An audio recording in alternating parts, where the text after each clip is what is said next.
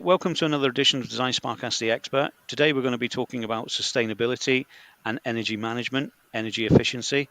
I have Stefan from Siemens with us today. Hi Stefan, do you want to say hello to Design Spark?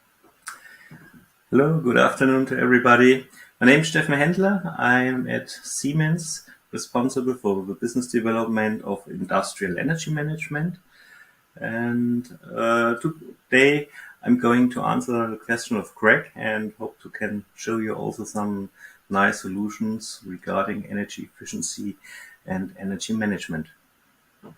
So let's get on to sustainability first, Stefan. We're talking about the two big topics, obviously, sustainability, energy management, energy efficiency. Energy costs are rising.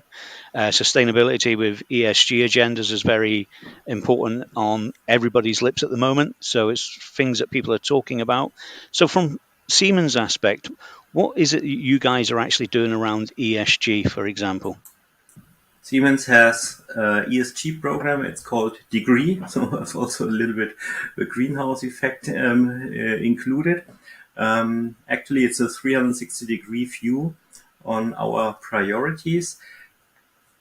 Most important right now with most of our efforts is the decarbonization. So we want to sell our products with as less influence on environmental as possible. How it's done, I will show later some examples. But also ethics, governance, where does, for example, our raw material come from? Resource efficiency, was it produced economical or not, with a small footprint? It's also something we take care about right now regarding how to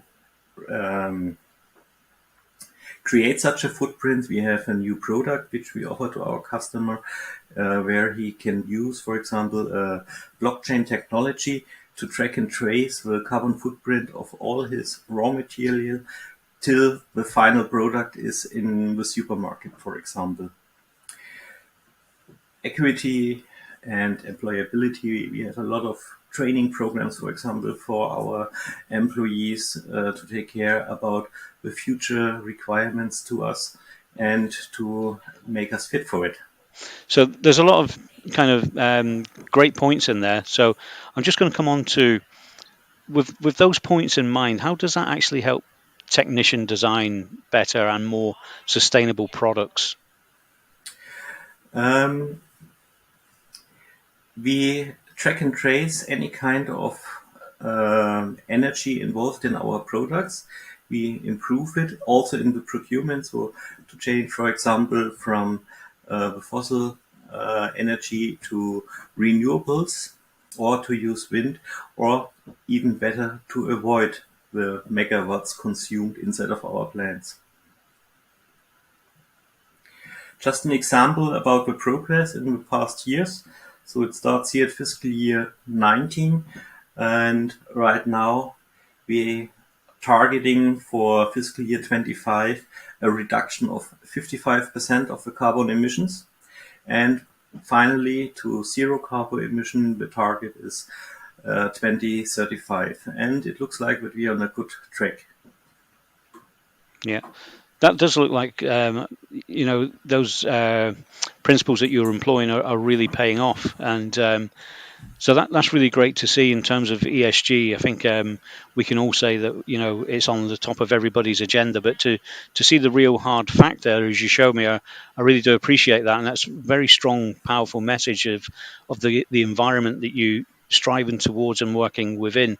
I just want to then touch about if we're moving to energy management, for example, then what is it that Siemens can do to support the end customer? Energy costs are rising. It's important that we make sure that we're being efficient with the energy. We don't want to add costs. And I'm just asking, what are the first steps towards energy efficiency? The first steps is transparency. So if I don't know how my consumption looks like, how my energy flows are inside of my company, I don't have a chance to control and to manage them at all. So this is the major part to create transparency. Not only electricity, it's also steam, cooling, any kind of energy you can imagine. to take care of and to um, check if the usage of these energies is reasonable or not. Right. And just if we expand on that slightly, what would be the kind of first steps that a user would take to, if they were on the journey to start to talk about energy efficiency and they wanted to get it up and running? What are those kind of first steps that they need to look at? A really good approach is described, for example, in the ISO 50001. This is the norm for energy management inside of companies. So if you stick to the ISO 50001, you're on a really good track. You get, for example, tools and a systematic approach how to take care about the energy consumption and how to improve it. ISO 50,001 doesn't mean it's a piece of software. Actually, it's a complete process which is described inside of the ISO. And here we have somebody who is responsible to do something to improve energy consumption. We have targets he has to hit. We have for sure, hopefully, also a budget, but we also have hard and software helping the energy manager to achieve his targets. So here we need the measurement in the plant, we need the data acquisition, we need the data evaluation and presentation to get a clue or intelligence out of the data. Actually, it's not just a monitoring system in this case. You have a system which enables you to analyze your data much easier, and it's not a data grave. So you put intelligence to your data to make them much easier to interpret and to get a clue out of it. In terms of the applications that you can have for obviously energy efficiency, you can range from the small. It could be a small standalone environment, or it could be a large industrial production site, for example. So, in terms of the scale, what is it you need to maybe consider in terms of the selection of the products, the sensors, and the size of everything? Are there any approaches that Siemens can help with on that aspect? Yeah, actually, we have concepts starting with a single machine. So a lot of our machine builders are now also taking care about energy efficiency inside of a machine.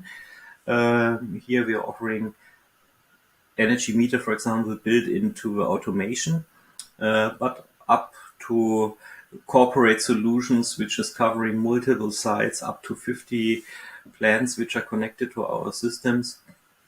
That's completely scalable. There's no actually limit in this point. So, in terms of a lot of the processes that are measured using energy efficiency or energy management systems, what can you tell me about those parameters? So, for example, a lot of people will be thinking in current and volts, for example. They'll be looking at the power. But what about other media, for example, in terms of energy efficiency, like heating facility? We're talking about compressors for compressed air, pneumatic. Yeah. Also for other energies like the compressed air, like cooling, which is, for example, very important in the food and beverage industry. We have metering devices. Partly they're already inside of automation, for example, used for loop control purposes. Um, if this is the case, we can offer a very easy interfacing of these devices to an overlaying energy management system. Perhaps I will just give an example how something like that can look alike. So I will share my screen again. So what we can see here actually is a running energy management system for food and beverage industry. Actually, if you're interested in that example, it's also available in the internet. We can post later a link for it. Yeah, what can we see here? Actually, it's a corporate solution, so it's the biggest possible solution. We have multiple sites connected to our system. And perhaps you see here energy management. Where are the megawatt hours or the volts and amps Greg just mentioned? Actually, we're not of interest at this level. We are here on a management view, and I'm more interested, for example, in the total cost of all my sites, or I'm more interested, a little bit more specific, how much did I produce with my cost, with my money. If I'm participating in the carbon dioxide emissions, I'm not interested in the tonnage because this is just a figure. I'm more interested in how is my actual emission compared to the budget I got inside of my company. So this is very important because at the end of the year, perhaps if I'm above my budget, I have to buy additional certificates, which will cost me a lot of money. On the right side, a little bit more detailed here now, the breakdown to my different sites. Actually, this is already a possibility to create KPIs, to create benchmarks. If I've got a possibility to compare two different sites with each other one. So if one is using significantly more energy for the same amount of product, for sure, this is the first indicator for me to take care about it, to have a deeper look into it.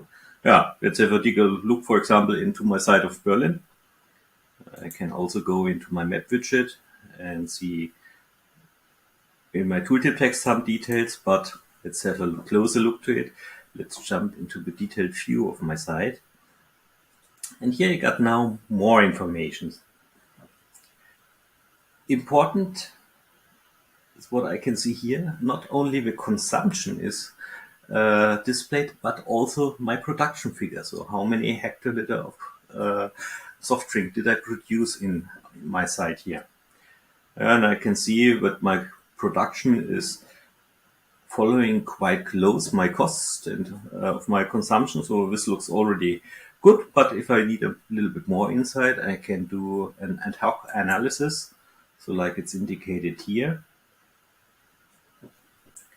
So let's just correlate electricity consumption with my production. And here I can see immediately, according to the position to the red line, if I had a good day, batch, hour, shift, whatever, or a bad one. So if I'm below the red line, it's indicating, okay, I produced more with less cost. So this is a good sign. If I have any problems, I need more details. So what you can see here actually is my plant, my total consumption of my site.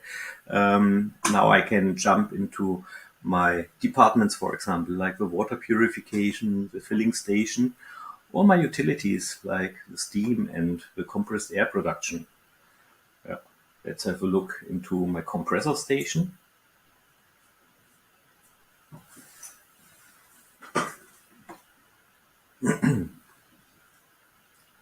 Okay, so here I got compressor station with two compressors. Let's assume they're identical. And again, I don't see any megawatt hours. Why?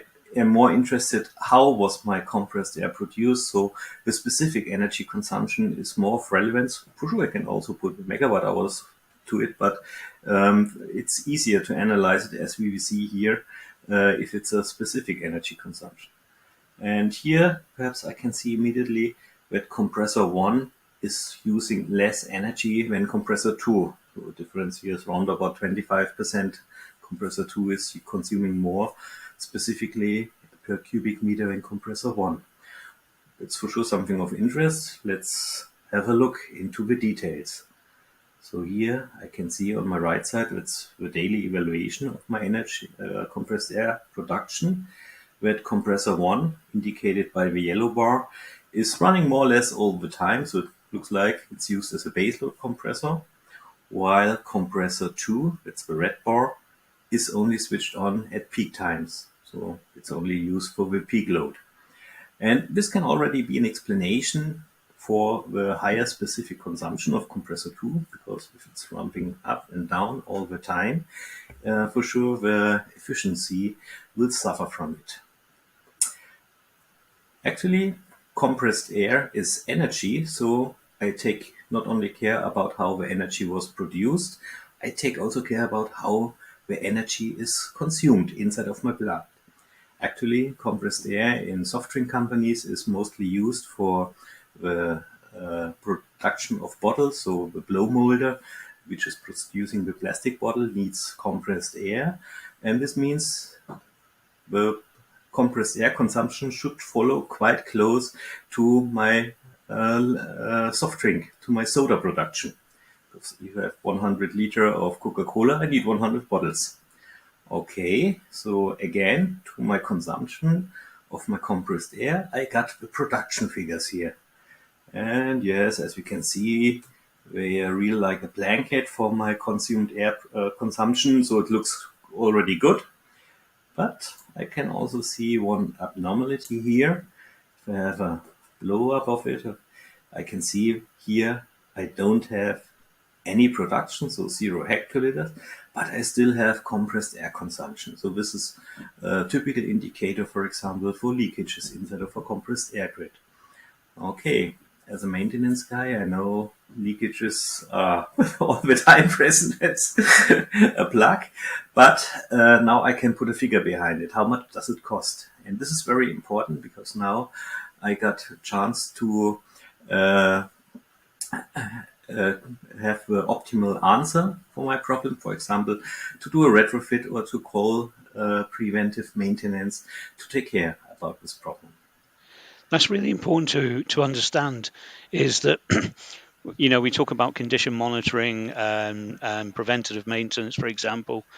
But if we're looking here, we can see the real hard data from the facility and understand that there could be a problem here that's maybe not been picked up already. But you're getting real time information, and you can identify that there could be a potential image here, a potential problem here with this compressor, for example, and then you can do corrective maintenance to fix that. So this is really important, to show that we're not just talking about looking at the energy, we're also looking at the profitability as Yeah. well as the efficiency of the installation through this data. Actually, this is quite an interesting aspect. For sure, energy efficiency, saving costs for energy is a very important part. I can show another example where another feature of the plant comes into the game. Actually, if you have a look into a complex machine, let's take, for example, a chiller. Chiller is a very complex aggregate to analyze. We have a lot of thermodynamics in. We have dependencies of our outside temperature, of the evaporator temperature, which are influencing the efficiency of our chiller. So you can imagine it's a nightmare for an energy manager to analyze a cooling plant. To make it easier, we invented a trick. We invented a digital twin, or let's call it an energetic twin for our chiller. Just an example, you have the influencing factors like the evaporator temperature, the condenser temperature, even the part load has an influence. And now we take all these values from the past and generate a model out of it. And this model is now fed with the same values our real chiller outside in the plant is facing. So get the same temperatures, for example. And now the system is calculating a value, a consumption as it should be. So this is the green line we can see here. And compared to this, we see the magenta colored one. That's the value as it's measured. In the middle, you can see here is a gap, is a deviation between the two values. So actually here I got losses because my real machine is consuming more energy than my model is indicating to me. Actually, this procedure is called baseline management, and it's also described in the ISO 50001. The interesting part here is, out of these complex figures, I now create just at the end only one number, one figure, and this is how much deviation do I have to my set point, to my specification for my machine. But it's going even further. Again, I not only know that there's a problem inside of a machine, I can also see how much losses this causes and what is my cost for these losses over the actual week, for example. Yeah, and again, here I got how many euro I have spent due to the problem into my machine additionally. And this gives me also a good clue about, for example, to call a preventive maintenance to take care about this problem. But it has also another aspect. Actually, we go here now into the performance management, because if I can see an additional consumption, this can be caused, for example, by an internal fault, a problem, a worn out part, missing um, refrigerant, for example, which can cause a total breakdown of my system. And if I see it coming, I got a chance to react and not be surprised if my system breaks down at the most unwelcome time you can imagine. So now we're leaving even a little bit that energy efficiency part. Now we go into the performance management. We can increase the availability of a plant by monitoring its specific energy consumption.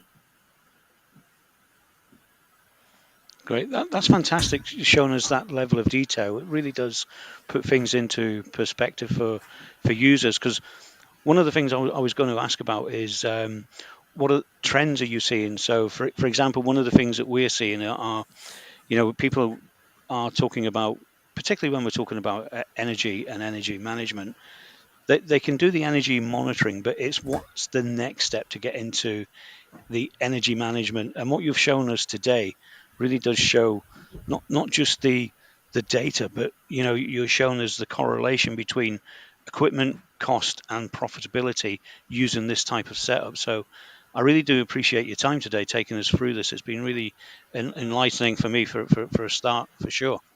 um, Stefan, before we finish, I just want to know, do you have any closing statements you'd like to make? Is there any additional information you'd like to share with us about sustainability and energy management, energy efficiency from Siemens? Yeah, just do it. You will be surprised how much money can be saved. So 10 to 20% is not unusual or even more, Yeah, but it has to be done. It's saving won't come from alone. great. Stefan, thanks for your time today. I really do appreciate it. And I hope we can talk again soon on Design Spark. You're welcome.